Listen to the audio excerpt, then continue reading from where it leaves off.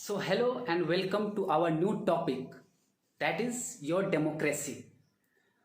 जब आप class 9th NCERT polity science chapter 1 देखोगे, you will find their first chapter is your democracy.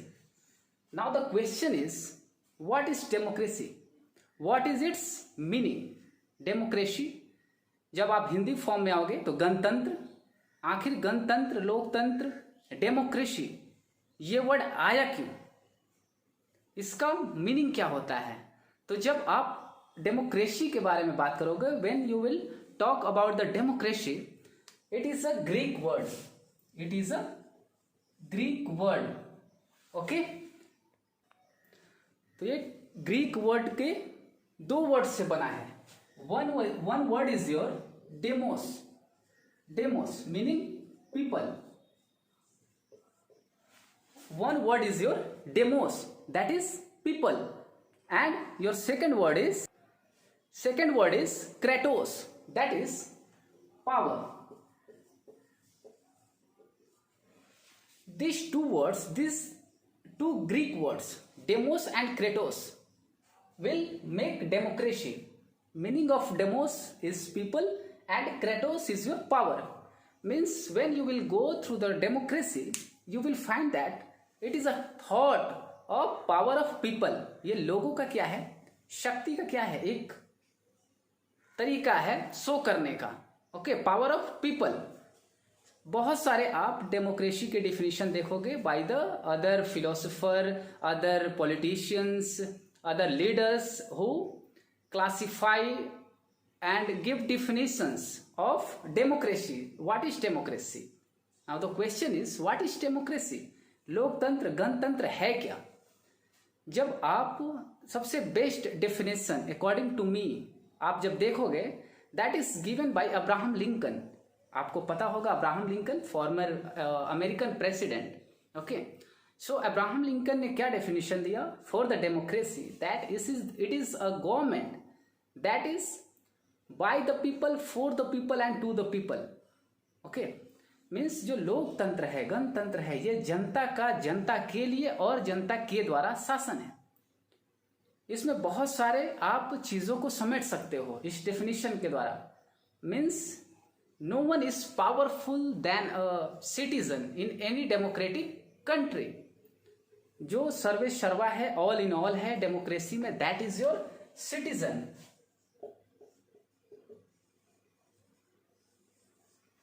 You will see this word again and again in your democracy or in any country. जब आप constitution देखते हो, India का constitution देखते हो, उसका जब प्रियम्बल देखते हो, तो first line is your we the people of India. Means everything is describe in your constitution, in your democracy, that is your related to people, people of that country, people of citizen of that country. सारा का सारा चीज क्या होगा, democracy में related होगा public से. यानी कि पावरफुल, सबसे पावरफुल कौन होगा डेमोक्रेसी के अंदर? जनता. ठीक है, फिर हम उसके राइट्स के बारे में देखेंगे कि डेमोक्रेसी आखिर आने की जरूरत क्यों पड़ी. Now your question is, why democracy? अभी आपने देखा what is democracy. Now the question is, why democracy? Why this word? This is very important when you see the democratic countries or when you will describe the democracy. जब आप democracy के बारे में पढ़ोगे, समझोगे, जब उसको डिस्क्राइब करोगे, then this word why. तो अब जब आप हिस्ट्री के थ्रू जाओगे, जब आपने हिस्ट्री पढ़ा होगा पहले के दिनों में या पहले के क्लासेस में, तो आपको पता होगा कि पहले जो आपका रूल चलते आता था, that was your king rule और डिक्टेटरशिप टाइप. मीन्स या तो राजा का शासन होता था. राजा क्या होता था, ऑल इन ऑल होता था, अपने टेरिटरी का, अपने रीजन का. मीन्स वही नियम बनाएगा, वही उसको एप्लीकेबल करेगा और वही क्या करेगा, पनिशमेंट भी देगा. मीन्स राजा. डिक्टेटरशिप में आओगे तो सेम चीज है, लेकिन जो पूरा का पूरा पावर है डिक्टेटरशिप में, एक व्यक्ति के द्वारा सीज कर लिया जाता है पूरे कंट्री का power. Means no one is greater than that person. जैसे आप नेपोलियन को देखते हो, हिटलर को देखते हो, आप जब हिस्ट्री पढ़ते हो 8th क्लास 9th क्लास की हिस्ट्री जब आप पढ़ोगे तो आपको इन सब चीज़ों में पावर, फिर आप गॉड की भी पावर को देखते हो। सारे का सारे हम लोग किसके अंडर में काम करते हैं? गॉड के पावर में। उसका एक अपना साम्राज्य है, उसकी एक अपनी दुनिया है। फिर लेकिन जब हम डेमोक्रेसी के बारे में बात करते हैं तो आप एंशियंट टाइम से देखते आ रहे हो कि क्या लोगों पे टॉर्चर होता है, there is discrimination among the people, भेदभाव, there is no equality in the society. आज भी आपको देखने को मिल जाएगा in democratic country also you will find that there is no equality among the people, and that's why we have to practice these things again and again। बार बार हमको इस चीज की सोचने की जरूरत है। Where is the justice? आपके आज़ादी के 70 साल बाद भी हमारे सोसाइटी में भेदभाव है, लोगों के बीच में कास्ट सिस्टम है, अलग अलग क्लासेस के बीच में भेदभाव है, मतभेद है, कॉन्फ्लिक्ट्स हैं। Then you will find that there is no justice. Justice तो है, उसके लिए आपके पास जुडिशियरी है डेमोक्रेसी के अंदर। इंडिया की बात कर रहा हूं मैं in context of India. But the question is where is justice? सारे लोगों के लिए जस्टिस इक्वल तो है, बट इक्वल है क्या, ये आपको सोचना है। You have to decide. Means democracy में जो रूल होता है, जो गवर्नमेंट होती है, उसको कौन प्रोसीड करता है? हम और आप।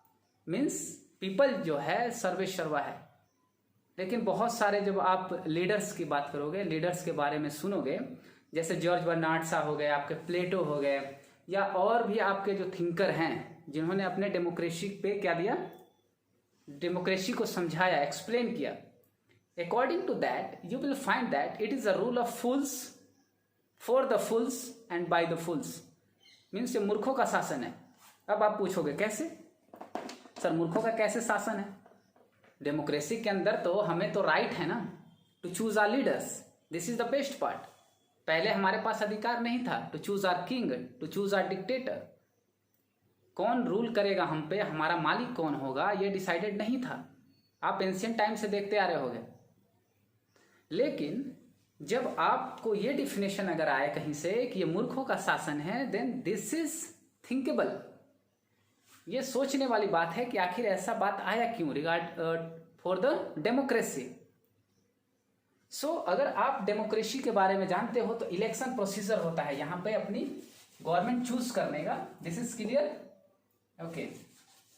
सो डेमोक्रेसी में लीडर चूज करने का you have your own right. आपको वोट देने का अधिकार दिया गया है। That is your suffrage part, you studied in history also. Right to vote. अगर आप एक सिटीजन हैं कंट्री के तो डेमोक्रेसी के under you have to choose your own leader. Leader जो आपको लीड करे, मिसलीड ना करे। आपको इसके बारे में सोचना होगा, समझना होगा। नाउ अब आप बोलोगे कि सर ये मूर्खों का शासन क्यों है? ठीक है, टोटल सपोज करो 100 लोग हैं, 100 लोग हैं। इसमें लिटरेट है, इलिटरेट है, कास्ट सिस्टम है, रिलीजन वाला मैटर है, बहुत सारी चीजें हैं। ठीक है, जब आप अपना नेता चुनते हो, लीडर चुनते हो, अगर 51% लोगों ने 51% इलिटरेट लोग किसी को वोट दे देते हैं और एक तरफ 49% जो है पढ़े लिखे लोग भी हैं, ठीक है, पढ़े लिखे लोग हैं, तो सरकार किसकी बनेगी? ये सरकार बनाएंगे। Means according to illiterate people your government will be governed. आपका जो सरकार होगा, आपकी जो पावर में लोग आएंगे वो कौन होंगे? इलिटरेट पीपल का ग्रुप होगा। ऐसा नहीं कि हर केस में ये सिमिलर होगा, बट आप देखिए ये पैसों का खेल है। आपको पता है इलेक्शन जो है, आप जो आगे जो डेमोक्रेसी को पढ़ोगे, features of democracy, I will explain there. Free and fair election procedure in democracy is there. आपको फीचर्स में पढ़ाएंगे। पहले ये जान लीजिए इस टर्म को, जब मैंने बोला कि आखिर ये मूर्खों का शासन क्यों है, कुछ लोगों ने क्यों कहा ऐसा, तो इसके पीछे लॉजिक यही है कि अगर 100 में 51 लोग चाहे जिसको चाहे सरकार में ला सकते हैं, और ये 49% लोग चाहे वो कितने भी पढ़े लिखे हो, कुछ भी कर सकते हैं, वोट के माध्यम से ये पिछड़ जाएंगे। Because they can't choose their own leader. Here the decision power is here. इसीलिए to be a responsible citizen of your country, it's your duty to choose your leader, to vote a leader that should be very careful, you should be careful for that. आपको इसके लिए careful होना पड़ेगा जब आप vote देने जाओगे। जब आप 18 प्लस हो गए, इंडिया में पता है आपको 18 प्लस होते हो तो आपको वोट देने का अधिकार दिया जाता है। अगर आप लड़के हो तो आपको 18 के बाद ही वोट देना है, ठीक है। और 21 के बाद आपको शादी करनी है। तो सोचो शादी वाला जो पार्ट है कितना आपको और मैच्योर होना पड़ेगा शादी करने के लिए। बट आपको अपना लीडर चुनने के लिए, कंट्री चलाने के लिए आप 18 में ही डिसीजन ले लेते हो कि कौन हमारा लीडर होगा, कौन इस कंट्री को चलाएगा, ठीक है। लेकिन एक घर चलाने के लिए आपको 21 ईयर्स का वेट करना पड़ेगा according to the Indian law. Okay, means जो डेमोक्रेसी को रूल करेगा, जो डेमोक्रेसी को चलाएगा, वो जो लीडर होगा हमारे और आपके बीच से ही होगा। आपको अपना लीडर चुनने का अधिकार है। राजा और डिक्टेटरशिप वाले रूल को हमने देख लिया कि क्यों सही नहीं है, क्यों डेमोक्रेसी जरूरी है। क्योंकि सारे लोगों को यहाँ इक्वल नज़र से देखा जाता है, सबको इक्वल जस्टिस मिलता है, सारे लोग इक्वल हैं। No, there is no discrimination in the society on the behalf of their religion, their caste, their community, from where they belongs to, no matter. Okay? So आप डेमोक्रेसी को समझ गए, ये लोगों का शासन है अपने लिए, क्योंकि हमें क्या करना है क्या नहीं करना है ये हम डिसाइड करेंगे। और इसकी आपको छूट मिलती है। जैसे कि आप जब कॉन्स्टिट्यूशन पढ़ोगे तो आपको कुछ फंडामेंटल राइट्स दिए गए हैं। That will decide, that will clear everything. Okay, now we will discuss the features of democracy. Features of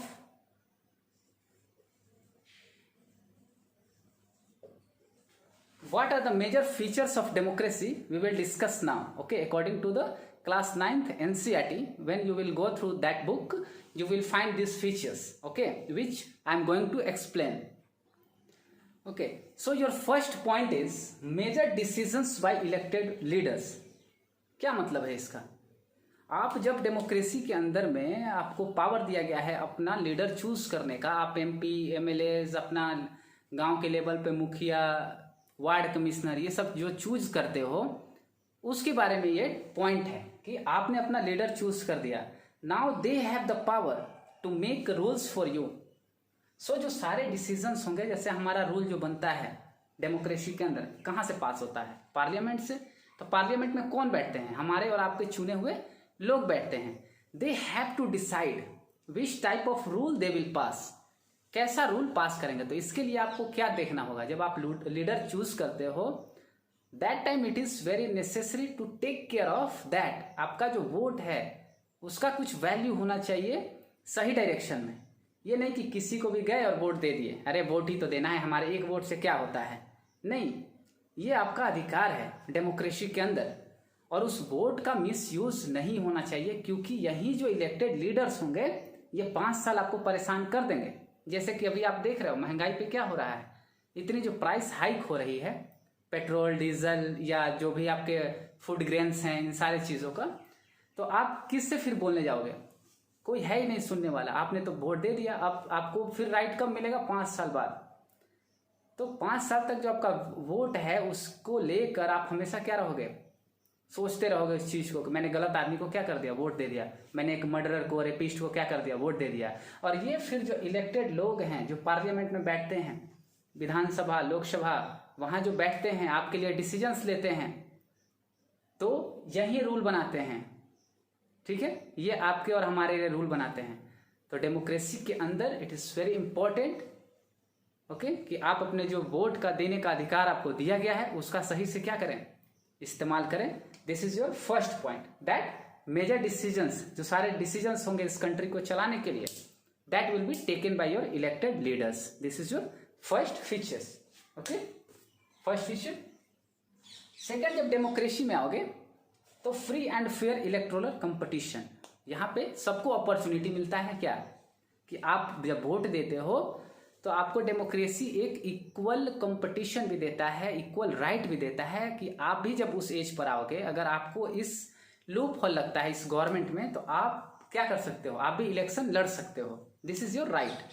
सो यहाँ पर जो डेमोक्रेसी है ये क्या करता है, सबको फ्री में और फेयर इलेक्टोरल, मतलब कोई किसी तरह का क्या होगा, गलत नहीं होगा डेमोक्रेसी के अंदर। जब आप चुनाव लड़ते हो, मीन्स जो इलेक्शन कमीशन है जो कि चुनाव कराती है वो सबके लिए क्या होगी, फेयर होगी। अगर कोई गलती कर रहा है तो सेम एक्शन लेगी, चाहे वो कोई भी हो, ऑलरेडी वो लीडर हो क्यों नहीं लीडर हो, ठीक है, पहले से वो जीता हुआ कैंडिडेट क्यों नहीं हो। जैसे होता है ना, बहुत लोगों का टेन्योर जो होता है 5 साल 10 साल 15 साल 20 साल तक MP MLA बने रहते हैं, तो उस केस में क्या हो जाते हैं, लोग उनसे फेमिलियर हो जाते हैं, तो उनको भी फेवर नहीं करना है, चाहे वो आप फर्स्ट बार इलेक्शन लड़ो या 5 साल से कोई जीतते हुए आ रहा है। In that case election commission will be fair. Okay, तो ये आपको free and fair electoral competition कहाँ पे मिलता है, केवल और केवल डेमोक्रेसी में, ठीक है, क्योंकि आपके लिए सारा काम हो रहा है, आपके बेहतरी के लिए काम हो रहा है, ठीक है। लेकिन किंग वाले केस में, डिक्टेटरशिप वाले केस में ये अधिकार आपको नहीं मिलता था, ठीक है, आपको चुनाव ही नहीं लड़ना है, आप तो बोल ही नहीं सकते किसी पॉलिटिकल एजेंडा पे, किंग विल डिसाइड कि क्या करना है। बट यहाँ पे आप खुद लीडर चुनिए, अगर पसंद नहीं है तो जब आपका एज होगा 25+ तो आप खुद आप क्या कीजिए, इलेक्शन लड़िए, वहां पे भी आपको सेम फैसिलिटी सही से आपको मिलेगी डेमोक्रेसी के अंदर। So this one is your second. काफी शॉर्ट में जा रहा है चीजें, ठीक है। जब आप बुक पढ़ोगे थ्रोली, जब आप बुक पढ़ोगे thoroughly, then you can clear everything. Your third point is 1 person 1 vote and 1 value. इसका क्या मतलब है, हम जो हैं इंडिविजुअल हैं, हम जो हैं यूनिक हैं डेमोक्रेसी के अंदर, हमारा भी उतना ही वैल्यू है, एक कॉमन मैन का भी उतना ही वैल्यू है जितना कि एक लीडर का है, एक पॉलिटिशियन का है, एक बिजनेसमैन का है, या कोई एक एग्जीक्यूटिव IAS IPS ऑफिसर है। कोई मैटर नहीं करता कि आप डेमोक्रेसी के अंदर में कौन है, आप डेमोक्रेसी के अंदर में वोट देने का अधिकार जो है आपको भी, आपका भी वोट एक ही काउंट होगा।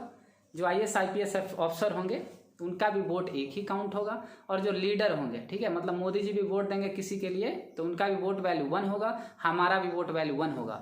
मीन्स डेमोक्रेसी में वो भी इक्वल हैं, हम भी इक्वल हैं, और 1 पर्सन का वोट वैल्यू एक ही होगा, चाहे आप किसी भी पोस्ट पर चले जाएं, चाहे आप जज ही क्यों ना हो। जब आप वोट देने जाइएगा, जब ठप्पा लगाइएगा मशीन पे, तो आपका वोट एक ही काउंट होगा। तो ये बहुत अच्छा चीज़ है डेमोक्रेसी के अंदर। जैसे कि आप फ्रेंच रिवॉल्यूशन में देखोगे, फ्रेंच रिवॉल्यूशन जब आप पढ़े होगे 8th-9th में, तो आपको पता होगा कि वहाँ पर जो 3rd क्लास था, ठीक है, 3 टाइप्स ऑफ सेक्शन थे सोसाइटी के अंदर, noble, clergy and last one peasant tenant वाला। तो उस केस में क्या है कि 3rd वाले को वोट ही देने का अधिकार नहीं था, ठीक है, पॉपुलेशन उनकी मोर देन 60%, बट वो अपना लीडर चूज नहीं कर सकते, अपने डिसीजन नहीं रख सकते, उनका वोट वैल्यू ही क्या था, पूरे कम्युनिटी का 1 था। जबकि अदर सेक्शन में इंडिविजुअल 1 आदमी है तो उसका वोट वैल्यू 1 होगा। तो ये डेमोक्रेसी सबको क्या करता है, इक्वल वैल्यू देता है। हम आप कोई भी है, चाहे पैसे वाला है, गरीब है, अमीर है, किसी भी कास्ट का है, किसी भी धर्म का है, उसकी वोट वैल्यू क्या होगी, 1 होगी। चाहे वो आप किसी भी पोस्ट पर चले जाएं, चाहे आप नहीं फार्मर हो या आप गरीब हो, बेगर ही क्यों ना हो, आप सड़कों पर भीख मांगते हो, लेकिन जब आप मशीन के सामने, वोटिंग मशीन के सामने जाओगे तो आपकी वोट वैल्यू 1 काउंट होगी। This is your features of democracy. ये क्या शो करता है, इक्वालिटी को शो करता है ये पॉइंट, ठीक है, इक्वालिटी को शो करता है 3rd वन, कि सारे लोग क्या हैं, इक्वल हैं, तो वैल्यू भी क्या होगा उनके वोट का, इक्वल होगा, ठीक है। यही free and fair electoral competition में भी क्या होता है, इक्वालिटी शो करता है, जस्टिस भी दिखा रहा है यहाँ पे कि किसी को अन्याय नहीं होगा किसी के साथ, जो चाहे इलेक्शन लड़ सकता है। Fourth point is your rule of law and respect for rights. Rights your आपके अधिकार। तो जो यहाँ पे लॉ होगा, लॉ, ठीक है, जो डेमोक्रेसी के अंदर लॉ पास किए जाते हैं वो सारे लोगों पर, सारे स्टेट्स के लोगों पर, सारे रिलीजन के लोगों पर, सारे किसी भी कम्युनिटी के लोग हों, सबके लिए सेम लॉ अप्लीकेबल होगा। पार्लियामेंट से जो लॉ पास हो जाता है उसका इक्वल वैल्यू होता है, ठीक है, किसी के लिए नहीं कि ये स्पेसिफिक पर्सन के लिए है या स्पेसिफिक ये कम्युनिटी के लिए है रूल है, नहीं, everyone is equal before the law. सारे लोग जो हैं लॉ के सामने क्या हैं, बराबर हैं। जब आप क्राइम करोगे तो आपको जस्टिस भी अकॉर्डिंग टू आपके क्राइम देखकर मिलेगा, ना कि आपके स्टेटस देख के, आपके अदर जो मान लीजिए फीचर्स हैं आपके अंदर उसको देख के नहीं। अगर आप मर्डर करोगे तो यू आर ए मर्डरर, चाहे आप कोई भी हो, ठीक है। एंड रिस्पेक्ट फॉर राइट्स, जो आपके राइट्स मिलते हैं डेमोक्रेसी के अंदर, या आपके जो जीवन जीने का अधिकार है, आपके स्वाभिमान के साथ, डिग्निटी के साथ जो आप लाइफ जीते हो, इन दैट केस ये आपको जो डेमोक्रेसी है आपको जीवन जीने का अधिकार देता है, आपको अपने एक्सप्रेशन रखने का अधिकार देता है, अपने धर्म को फॉलो करने का अधिकार देता है, आपको जो खाना है, जो पहनना है, जिससे शादी करना है, ठीक है, ये सब कुछ राइट देता है। और कोई आपको क्या कर सकता है, इसमें बांध के नहीं रह सकता डेमोक्रेसी के अंदर, नहीं तो फिर क्रिमिनल ऑफेंस के तहत आप क्या कर सकते हो, उस पर आपके वायलेशन, फंडामेंटल राइट्स के वायलेशन के चार्ज में आप उसके खिलाफ FIR कर सकते हो, उनको जेल जाना पड़ सकता है, चाहे वो आपके पेरेंट्स ही क्यों ना हो, ठीक है। मतलब ये जो सारे फीचर्स हैं ये आपको क्या देता है, इक्वालिटी देता है, जस्टिस को डिफाइन कर रहा है, सारे लोगों के जस्टिस को, आपके राइट्स को अधिकार दिया, राइट्स को जस्टिफाई कर रहा है, योर फंडामेंटल राइट्स, जो कि इंडियन कॉन्स्टिट्यूशन के कॉन्टेक्स्ट में है। बट आप वर्ल्ड के भी आप डेमोक्रेसी को देखोगे, कहीं कहीं पे आपको डायरेक्ट डेमोक्रेसी मिलेगा देखने को, जैसे कि स्विट्जरलैंड का अगर एग्जांपल लोगे तो वहाँ जो डिसीजन है ना, ये जो फर्स्ट वाला, यहाँ पे इंडिया टाइप जो डेमोक्रेसी है, यहाँ पे जो डिसीजन होते हैं आपके लगभग लीडर्स ही लेते हैं, जिनको आप चूज करते हो। लेकिन जो आप स्विट्जरलैंड का एग्जाम्पल देखोगे वहाँ पे डायरेक्ट डेमोक्रेसी है, ठीक है। तो डायरेक्ट डेमोक्रेसी में क्या होता है कि जो पब्लिक होती है, जो लोग होते हैं, वो अपना एक मैनिफेस्टो होता है या घोषणा पत्र, वो अपना इलेक्टेड लीडर्स को देते हैं, और अकॉर्डिंग टू दैट जो वहाँ की पार्लियामेंट है या जो लीडर्स का ग्रुप है वो लोग रूल पास करते हैं, ठीक है, सही होता है। तो लेकिन हमारे यहाँ ऐसा नहीं है, क्योंकि हमारी पॉपुलेशन ज़्यादा है और सारे लोगों को अगर अधिकार दे दिया जाए कि आप बताओ आपके हिसाब से क्या सही है क्या गलत है, ठीक है, तो सारे लोगों का कंट्राडिक्शन आ जाएगा, मतभेद आ जाएगा आपस में ही, वो बोलेंगे हमारे लिए ये सही है, कोई बोलेगा ये सही है। तो अलग अलग यहाँ पे डाइवर्सिटीज़ है इंडिया में, तो डाइवर्सिटीज़ को देखते हुए हमारे यहाँ जो डिसीजंस कौन लेता है, लीडर्स लेते हैं, इलेक्टेड लीडर्स लेते हैं, हमारी पार्लियामेंट लेती है। लेकिन स्विट्जरलैंड वाले केस में पब्लिक ही डिसाइड कर लेते हैं, क्योंकि वहाँ पे पढ़े लिखे लोग हैं। यहाँ हमारे यहाँ इंडिया में क्या है, अपना फंडामेंटल राइट्स क्या, अधिकार क्या है, ड्यूटीज़ क्या है, यही लोगों को पता नहीं है, ठीक है। जीवन कैसे जीना है, किसी के खिलाफ बोलने से भी हम डरते हैं, बट डेमोक्रेसी के अंदर में किसी के खिलाफ बोल सकते हो। ये आपको फीचर्स हैं जो कि आपके किंग और आपके डिक्टेटरशिप वाले शासनकाल में नहीं देखने को मिलेगा। So this all are your, this is your democracy chapter 1। अलग अलग आपको एग्जाम्पल इस केस में भी, all 4 features that is given in your chapter 1 in class 9th political science book, some examples are given there, okay। जैसे इस case में आप rule of law and respect for rights जो है, इस केस में आप जिम्बाब्वे का एग्जांपल देखोगे। मुगाबे जो है प्रेसिडेंट है, ठीक है, उसने क्या किया, वहाँ पे डेमोक्रेसी तो आ गई, लेकिन वहाँ पे जो गवर्नमेंट एजेंसियाँ हैं या गवर्नमेंट का जो काम करने का तरीका है अकॉर्डिंग टू द गवर्नमेंट है। जैसे हमारे यहाँ क्या है, इलेक्शन कमीशन को कोई मतलब नहीं है कि सरकार में कौन है, किसका फेवर करना नहीं करना है, वो पूरी की पूरी अलग एजेंसी है। लेकिन जब जिम्बाब्वे का आप केस देखोगे 1980 के बाद, तो वहाँ पे जो प्रेसिडेंट मुगाबे है वही रूल कर रहा है, उसी का सारा प्रचार प्रसार भी करते हैं सारे गवर्नमेंट एजेंसियाँ, ठीक है। तो ऐसा यहाँ पे इंडियन कंटेक्स्ट में ऐसा नहीं है, आपकी सारी जो एजेंसियाँ हैं अलग काम करती है, जुडिशियरी अलग काम करती है, एग्जीक्यूटिव अलग काम करता है, लेजिस्लेचर अलग काम करता है। यही तो खूबसूरती। और पब्लिक को जो अपना काम करना होता है, वोट देना है, किसको किसको क्या करना है, किसके अगेंस्ट आवाज़ उठाना है, अपने राइट के लिए आवाज़ उठाना है, तो ये सारे इंडिया के कॉन्टेक्स्ट में ये चीज़ चलेगा आपको। तो अलग अलग जो एग्जाम्पल आप देखोगे आपके क्लास 9 के चैप्टर 1 में, सो यही आपको मिलेगा पढ़ने के लिए, देखने के लिए। तो वहाँ से जब आप थॉरली पढ़ोगे इन चैप्टर्स को, आपका कॉन्सेप्ट जो होगा क्लियर होगा, ओके।